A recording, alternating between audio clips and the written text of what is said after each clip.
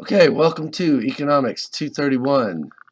This is on chapters 20 and 21, and we're going to be discussing fiscal policy and the aggregate demand, aggregate supply framework. Here, aggregate demand is equal to C plus I plus G plus NX. C is personal consumption spending. We'll be referring it to consumer spending. I is gross private domestic investment. We'll just be referring to it as investment spending. G, government spending, that's federal, state, and local, plus NX, which is net exports. Net exports is equal to exports minus imports. We've got some equations here just so you can understand these things.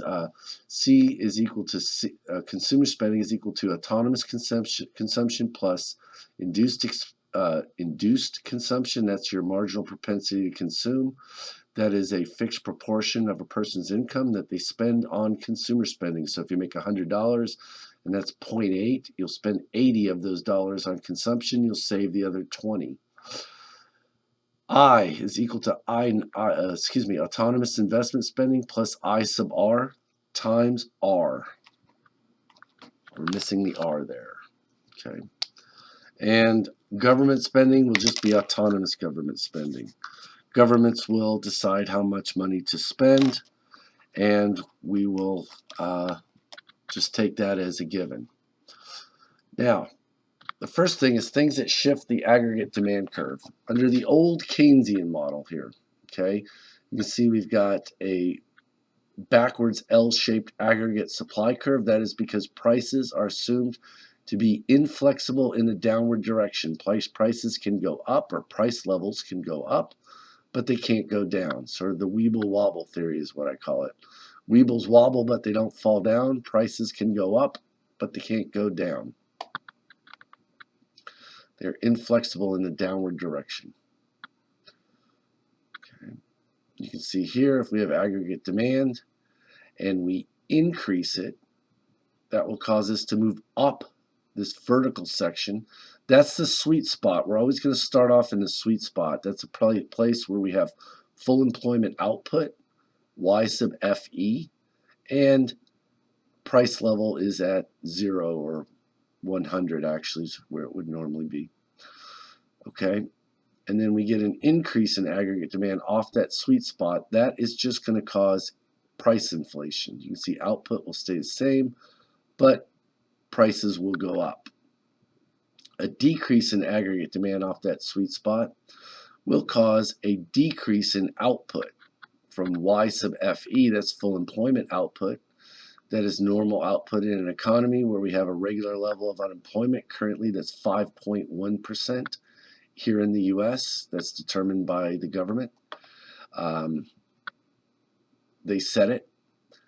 And you can see here that when aggregate demand decreases off that sweet spot to AD prime here, that output goes down, and that causes unemployment, and that is a recession, a depression, a downturn, whatever we want to call it, panic, crisis. They're all the same word for basically the same thing. So the things that can cause a shift, first thing is a change in taxes. Taxes are inversely related to aggregate demand. You can see here, if we get an increase in taxes, Y minus T, income or output minus taxes, is equal to disposable income.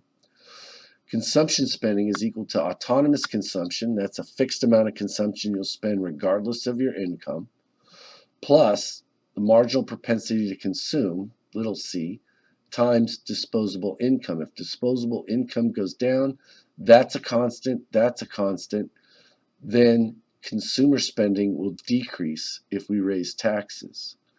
If consumption spending decreases, all other things remain equal. That will cause a reduction in aggregate demand. So in this simple model here, taxes only affect consumption initially. Okay. So we can change aggregate demand by changing taxes. Increasing taxes will decrease aggregate demand. Decreasing taxes will increase aggregate demand.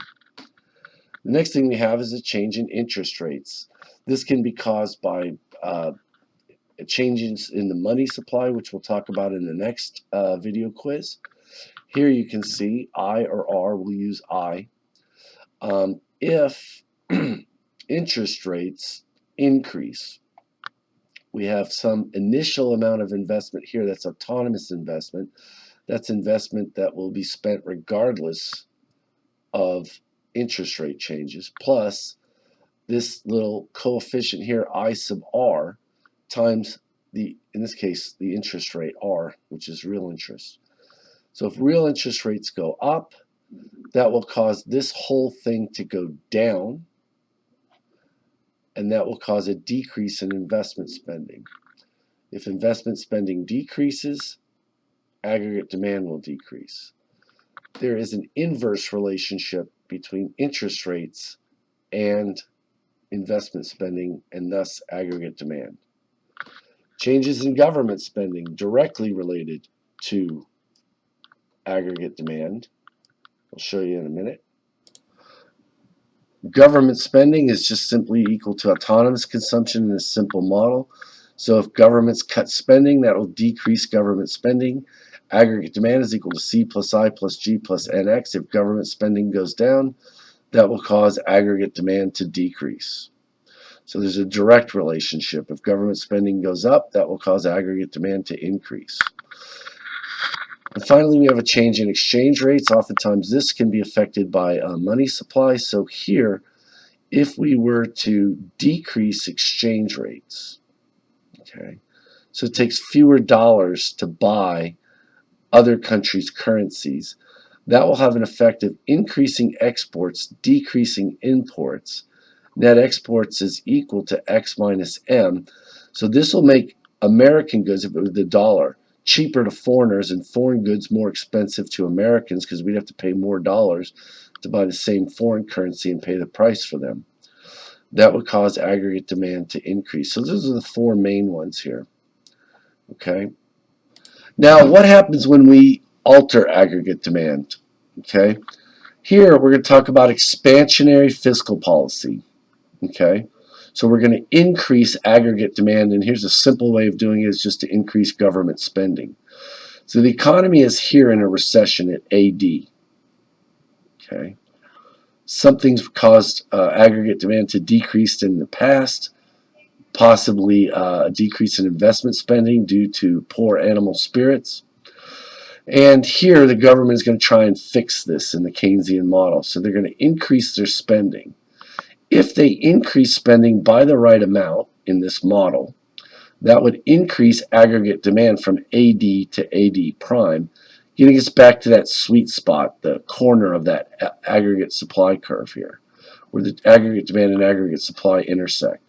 That would cause an increase in output from Y sub R, our recession level output, to full employment output. So if we are below full employment, that's what I've got up here, if we're below full employment, then an increase in aggregate demand will cause an increase in output, and our price level will stay the same. And that's if we get just the right. If we overshoot it, then you're going to get price inflation along with it. And this would be a government answer to cure a recession in the Keynesian system. If we went back, we could see anything that increases aggregate demand would cause this effect.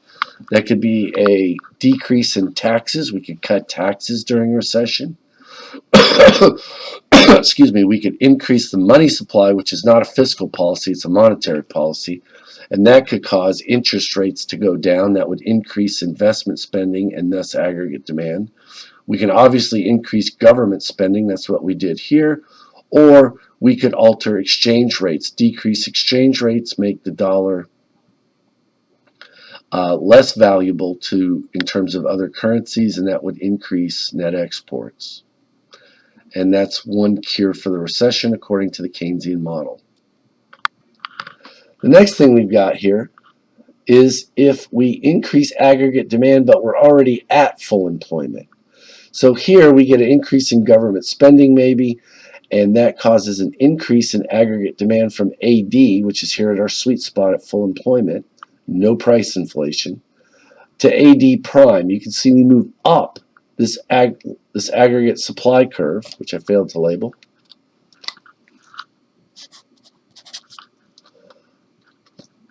and that's the Keynesian aggregate supply curve. Now here, all it does is cause the economy to spin its wheels. We're already at full employment in this Keynesian model, and in the old school Keynesian model, we can't get above that. So here, that causes an increase in prices from P sub naught to P double prime. It causes price inflation. The last page on our video quiz here is a contractionary fiscal policy. This is where you decrease aggregate demand. One way to do that would be to increase interest rates. Okay. If you were to increase interest rates, that would cause a decrease in investment spending, because remember, we said that investment spending was inversely related to interest rates, and that would cause aggregate demand to decrease. So here, if we're at our sweet spot and we get this increase in interest rates that causes a decrease in investment spending and thus aggregate demand, that would put the economy into a recession. AD decreases from the black AD curve to AD double prime, the red one, and that would cause output to decrease and put us in a recession. The final thing we have is if we were to decrease aggregate demand, say we were in an overheated economy. Okay, here we've got price inflation. We can decrease aggregate demand to decrease price levels in the economy. From P sub 120 here, maybe down to P sub naught. So if you have inflation, then contractionary policy would cause the price level to decrease, output to stay at full employment if we did the right amount of it in this model. Okay, and we would do that if the economy is too hot. So I've got you a short video here. We've got about 12 minutes and 30 seconds. Make sure you watch the full video and answer all the questions. You may retake the video quizzes. If you have any questions or problems, send me an email at joey@gadsdenstate.edu. Thank you very much.